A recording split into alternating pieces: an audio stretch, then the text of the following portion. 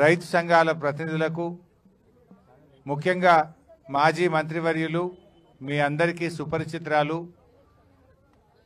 Narsapur MLA శ్రీమతి సునీతా లక్ష్మారెడ్డి గారు, మన జిల్లా బీఆర్ఎస్ పార్టీ అధ్యక్షులు సంగారెడ్డి ఎమ్మెల్యే చింతా ప్రభాకర్ గారు, మన జహీరాబాద్ ఎమ్మెల్యే గౌరవనీయులు మాణిక్యరావు గారు, డీసీఎంఎస్ చైర్మన్ శివకుమార్ గారు, తమ్ముడు ఆదర్శ్ రెడ్డి గారు, సీనియర్ నాయకులు జైపాల్ రెడ్డి గారు, అదేవిధంగా మా ఎమ్మెల్సీ తమ్ముడు షంబీపూర్ రాజు గారు, కార్యక్రమంలో పాల్గొంటున్న సీనియర్ నాయకులు గోవర్ధన్ రెడ్డి గారు, చంద్రగౌడ్ గారు, అదేవిధంగా శ్రీనివాస్ రెడ్డి గారు, రాజు గారు, సంతోష్ రెడ్డి గారు, మా మల్సూర్ గారు, ప్రభాకర్ రెడ్డి గారు, మరి హరికృష్ణ గారు, వెంకటేష్ గౌడ్ మా సీనియర్ నాయకులు, బాలరెడ్డి గారు మా మున్సిపల్ చైర్మన్ గారు, ఇంకా కార్యక్రమంలో ఉన్న సీనియర్ నాయకులకు, ముఖ్యంగా గుమ్మడిదల మండల రైతులకు, అక్కా చెల్లెళ్లకు, అన్నదమ్ములందరికీ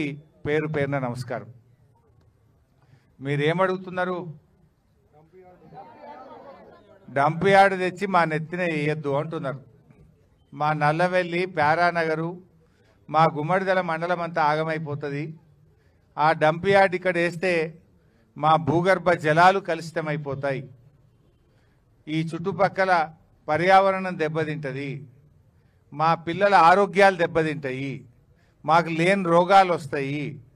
ఆ నర్సాపూర్ చెరువు ఇవాళ పర్యాటకానికి చిరునామాగా ఉన్నటువంటి నర్సాపూర్ చెరువు రేపు పూర్తిగా కలుషితమైపోతుంది. మాకు ఈ గుమ్మడిదల మండలమే ఆగమవుతుంది కనుక ఈ డంప్ యార్డు వద్దు అని మీరు అంటున్నారు. నిజానికి గతంలో కూడా మీరందరూ కూడా అప్పుడు నా దృష్టికి మైపాల్ రెడ్డి అప్పుడు ఎమ్మెల్యే గారు కావచ్చు, మీ ఇక్కడ ఉండే మా గోవర్ధన్ రెడ్డి సీనియర్ నాయకులు కావచ్చు, మాజీ సర్పంచ్ నరసింహారెడ్డి గారు కావచ్చు, వీళ్ళందరూ వచ్చి ఇక్కడ వద్దని నాకు చెప్తే అప్పుడు నేను ప్రభుత్వంలో మాట్లాడి దీని పనులను ఆపించి అది ఇక్కడ జరగకుండా మేము చేసినాం. కానీ ఇప్పుడు ఎట్లా చేస్తుందంటే ఏదో ఎమర్జెన్సీ లెక్క అర్ధరాత్రి 12 గంటలకు వచ్చి ఊర్ల మీద పడి 100-150 మంది మగోళ్ళని ఎత్తుకపోయి సంగారెడ్డిలో పోలీస్ స్టేషన్లో పెట్టిండ్రు. ఒకటేసారి దొంగలు ఊరి మీద పడ్డట్టు 1000 మంది పోలీసు వాళ్ళు, 400-500 టిప్పర్లు రాత్రికి రాత్రి పనులు చేసి ఈ మొత్తానికి ఈ డంప్ యార్డ్ను పెట్టేటువంటి ఒక కుట్రను ఈ కాంగ్రెస్ ప్రభుత్వం చేస్తూ ఉంది. మీరు ఎక్కడైనా ఊర్లు లేని కాడ, ప్రజలు లేని కాడ, ఎవరికి ఇబ్బంది లేని కాడ పెట్టాలి. ఇక్కడే మీరు ప్రజల్ని అడగలే, ప్రజల అభిప్రాయం తీసుకోలే. ఏమనంటే 2008లో రాజశేఖర రెడ్డి గారు ఉండగానే పెట్టినాం, అది అప్పటిదే 2008కేలు ఉన్నది అని చెప్పి కొత్త కథలు చెప్తున్నారు. ఇది ఎప్పటిదా అప్పటిదా, ఎవరు పెట్టినరు ఎందుకు పెట్టినరో కాదు, ప్రజల అభిప్రాయాలు కనుక్కోండి. గుమ్మడిదల రైతులంటే ఆదర్శవంతమైన రైతులు, బంగారం లాంటి పంటలు పండించే రైతులు సంగారెడ్డి జిల్లాలో గుమ్మడిదల రైతులు. ఇక్కడ కూరగాయలు కానీ, పండ్లు కానీ, పాలు కానీ ఇక్కడ అద్భుతంగా మంచి పంటలు తీసేటువంటి రైతులు ఉన్నారు. 6 కాలం కష్టపడే మంచి రైతులు ఉన్నారు. ఇవాళ ఈ రైతులందరూ ఏం కోరుకుంటున్నారంటే మా నెత్తిన ఈ డంప్ యార్డ్ పెట్టకండి, మా ప్రజల్ని బతకనియండి అని చెప్పి ఇక్కడ ప్రజలు కోరుకుంటా ఉన్నారు. అందువల్ల మేము ప్రభుత్వాన్ని డిమాండ్ చేస్తున్నాం, తక్షణమే ఈ డంప్ యార్డ్ను రద్దు చేయండి. ఇంకెక్కడన్నా దూర ప్రాంతంలో ప్రజలకు ఇబ్బంది లేని చోట ఈ డంప్ యార్డ్ను ఏర్పాటు చేయాల్సిన అవసరం ఉంది. రేవంత్ రెడ్డి వచ్చిన తర్వాత లగచెర్ల చూసినాం, మొత్తం పోలీసు వాళ్ళని పెట్టి భూములు గుంజుకొని గిరిజన రైతులను జైళ్ళల్లో పెట్టి బలవంతంగా భూములు గుంజుకునే ప్రయత్నం చేసిండు. ఇప్పుడే మాణిక్యరావు గారు చెప్పినట్టు పచ్చటి పొలాలు ఉన్నటువంటి నేల్కల్లో అక్కడ కూడా ఫార్మాసిటీ పెట్టమని చెప్పి భూములు గుంజుకునే ప్రయత్నం చేస్తున్నారు. ఇవాళ మా గుమ్మడిదల మీద పడ్డారు. అయ్యా రేవంత్ రెడ్డి గారు, మా గుమ్మడిదలను మరో లగచెర్ల చేయకండి, మా రైతులు ఎట్టి పరిస్థితుల్లో ఒప్పుకునే పరిస్థితుల్లో లేరు. ఇప్పటికే 10 రోజుల నుంచి వివిధ రూపాల్లో ధర్నాలు చేస్తుండ్రు. అక్కడ ప్యారానగర్లో చేస్తుండ్రు, ఇక్కడ గుమ్మడిదలలో కూడా ధర్నాలు చేస్తున్నారు. ఎందుకోసం చేస్తున్నారు? ఇదంతా రేపు మా పిల్లల భవిష్యత్తు దెబ్బతింటుంది, మా ఆరోగ్యాలు దెబ్బతింటాయి, మా పంటలు దెబ్బతింటాయి, మా భూములు దెబ్బతింటాయి, మా చెరువులు దెబ్బతింటాయి, మా భూములు దెబ్బతింటాయి, మేము ఆగమైపోతామని చెప్పి ఇలా వద్దంటా ఉన్నారు. నువ్వు ఆలోచించి వెంటనే ఈ నిర్ణయాన్ని వెనక్కి తీసుకోవాలి. ఏంది పోలీసు వాళ్ళు ఏంది ఇందిరమ్మ రాజ్యం అంటావు. వెనకట ఇందిరమ్మ ఎమర్జెన్సీ పెట్టిందట, ఇప్పుడు కూడా ఒక ఎమర్జెన్సీని తలపించే విధంగా ఉన్నది గుమ్మడిదల. వెయ్యి పోలీసు వాళ్ళ 2000 పోలీసు వాళ్ళ ఊళ్ళే మంది ఎందరు ఉన్నారో పోలీసు వాళ్ళకి అంతమందిని పెట్టిండ్రు. ఏం పద్ధతి ఇది? అంటే నువ్వు పోలీసులను పెట్టి భయపట్టిస్తా అనుకుంటున్నావా? ఇదేమన్నా ఎమర్జెన్సీ రాజ్యమా? ఇదేమన్నా మిలిటరీ రాజ్యమా? ఇది ప్రజాస్వామ్య ప్రభుత్వం. నేను ఓట్లేసి గెలిపిస్తే మా నెత్తి మీద డంపి యార్డు పెడతావా?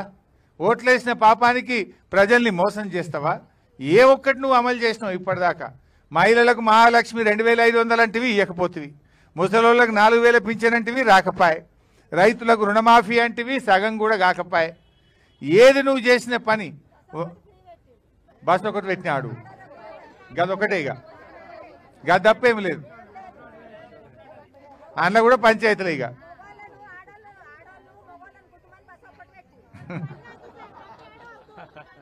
సో ఈ రకంగా ప్రజల్ని ఇబ్బంది పెడుతున్నావు.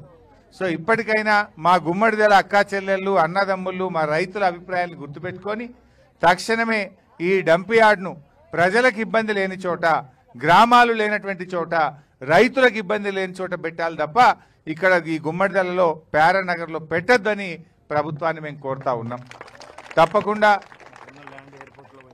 తప్పకుండా మీ యొక్క అంశాన్ని రేపు అసెంబ్లీలో కూడా మాట్లాడతాం. రేపు మళ్ళీ అసెంబ్లీ బడ్జెట్ సమావేశాలు స్టార్ట్ అవుతున్నాయి. ఇలా మీరు ఎట్లా పోరాడుతున్నారు? ఓనాడు బర్రెలు పెట్టిండ్రు, ఓనాడు గొర్రెల్ని పెట్టిండ్రు, ఓనాడు మహిళలు కూస్తున్నారు, ఓనాడు పిల్లలు కూస్తున్నారు, ట్రాక్టర్ల ర్యాలీ పెట్టిండ్రు. వివిధ రూపాల్లో ప్రజాస్వామ్య పద్ధతిలో మీరు కొట్లాడుతూ ఉన్నారు. మీ పోరాటాన్ని రేపు అసెంబ్లీలో మాట్లాడతాం, ప్రభుత్వం మీద ఒత్తిడి పెంచుతాం. ఎయిర్ ఫోర్స్ వాళ్ళు కూడా చెప్తున్నారు, ఇట్లా ఎయిర్ ఫోర్స్ ఉన్న కాడ 10 కిలోమీటర్ల చుట్టూలో డంప్ యార్డ్ పెట్టద్దు, మా విమానాలకు పక్షులు అడ్డం వస్తాయి, మాకు ఫ్లయింగ్ జోన్ ఎఫెక్ట్ అవుతుంది అని ఎయిర్ ఫోర్స్ అకాడమీ వాళ్ళు కూడా చెప్తున్నారు. ఎయిర్ ఫోర్స్ వాళ్ళు కూడా ఇక్కడ డంప్ యార్డ్ పెట్టద్దు అని చెప్పి కలెక్టర్ గారికి లెటర్ ఇచ్చిండ్రు. మరి ఎయిర్ ఫోర్స్ వాళ్ళు పెట్టినా కూడా నువ్వు స్పందించవా? ఇవాళ ఈ గుమ్మడిదల వాళ్ళు అప్పుడే ఎయిర్ ఫోర్స్ దిండిగల్ అకాడమీ పెడితే వీళ్ళ భూములన్నీ పోయినాయి. ఆ రోజుల్లో 15,000 ఎకరాల భూములు పోయినాయి. ఆ ఎయిర్ ఫోర్స్ అకాడమీ పెట్టి అట్లా పరిశాన్ చేస్తుంది. ఇప్పుడు మళ్ళా డంప్ యార్డ్ పెట్టి ఉన్నోళ్ళను బతకనియకుండా ఇట్లా పరిశాన్ చేయబట్టింది. సో ఇప్పుడు ప్రజల అభిప్రాయం చూసినా, ఎయిర్ ఫోర్స్ అకాడమీ అభిప్రాయం చూసినా, ఏ రకంగా చూసినా డంప్ యార్డ్ ఇక్కడ పెట్టడం అనేది శ్రేయస్కరం కాదు. ఆలోచన విరమించుకోండి, మీ టిప్పర్లు వాపస్ తీసుకోండి, మీ పోలీసు వాళ్ళందరినీ కూడా వెనక్కు తీసుకొని ఇక్కడ ప్రజాస్వామ్య పద్ధతుల్లో ప్రజల ఆలోచనల్ని గౌరవించాలని చెప్పి కూడా ఈరోజు మేము డిమాండ్ చేస్తూ ఉన్నాం. ఇప్పటికైనా నువ్వు కళ్ళు తెరవక మొండికి పోతే మాత్రం నీకు తగిన శాస్తి తప్పదు. రేపు మరి నువ్వేం శాశ్వతం కాదు, నువ్వేం పర్మనెంట్ కాదు. కానీ ఇట్లా నువ్వు నీ చేతుల అధికారం ఉందని పోలీసు వాళ్ళని పెట్టో, మిలిటరీని పెట్టో బలవంతంగా పనిచేయదు. కోర్టు ఆర్డర్ ఇచ్చింది కదా, కోర్టు ఆర్డర్ ఇచ్చినాక బుద్ధి రాదా నీకు? హైకోర్టు చెప్పినాక కూడా పనులు ఎట్లా కొనసాగిస్తావు? హైకోర్టు పనులు ఆపండి అని చెప్పింది. ఒక్కసారి కాదు 2 సార్లు చెప్పింది. ఇవాళ కోర్టు చెప్పిన తర్వాత మీరు పనులు ఎట్లా ఎందుకు ఆపరు? పనులు ఎట్లా కొనసాగిస్తారు? మీరు ఇంకా బోర్లు వేస్తున్నారు అక్కడ, ఇంకా రోడ్లు వేస్తున్నారు అక్కడ. ఎట్లా రోడ్ వేస్తారు?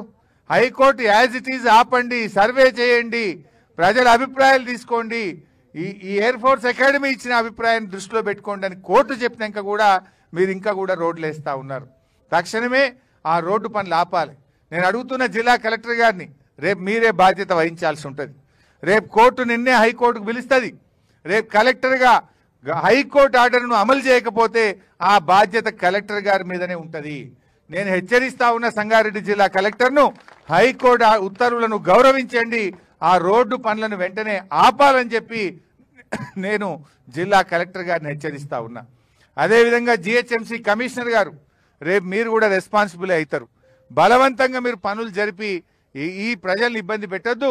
రేపు హైకోర్టులో మీరు బోన్లో నిలబడాల్సిన పరిస్థితి వస్తుంది. జిహెచ్ఎంసీ కమిషనర్ కానీ, అదేవిధంగా జిల్లా కలెక్టర్ గారు కానీ రేపు కోర్టుకు కూడా పోవాల్సి వస్తుంది. జాగ్రత్త అని చెప్పి కూడా జిల్లా కలెక్టర్ను, జిహెచ్ఎంసీ కమిషనర్ గారిని కూడా నేను హెచ్చరిస్తా ఉన్నా.